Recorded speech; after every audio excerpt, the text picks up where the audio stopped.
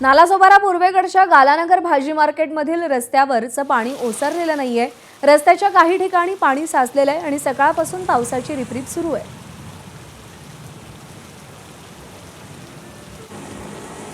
वसई विरारमध्ये काही ठिकाणी अजूनही सखल भागातलं पाणी ओसरलेलं नाहीये। मी आता सध्या नालासोपारा पूर्वेकडील गाळानगर येथील भाजी मार्केट रस्त्यावर आहे। आपण जर बघितलं तर ह्या भाजीच्या गाड्या आहेत, त्याची चाकं जी आहेत ती पाण्याखाली गेलेली आहेत।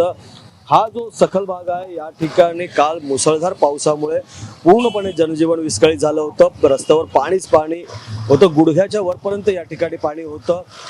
रात्रीही पावसाची संततधार कायम होती आणि सकाळपासून पावसाची रिपरिप आहे। आज हवामान खात्यानं रेड अलर्ट जारी केला असला तरी सकाळी 10च्या नंतर पावसाचा जोर आहे जो हा वाढू शकतो। मात्र सध्या रस्त्यावर जे काल साचलेलं जे पाणी आहे हे अजूनही ओसरलेलं नाहीये, त्यामुळे वाहन चालकांना जे आहे पाण्यातून मार्ग काढत जावं लागतं आहे।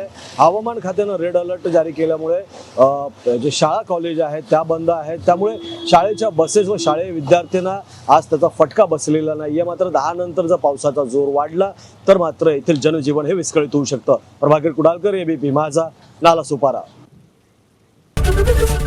एबीपी माझा, उघडा डोळे बघा नीट।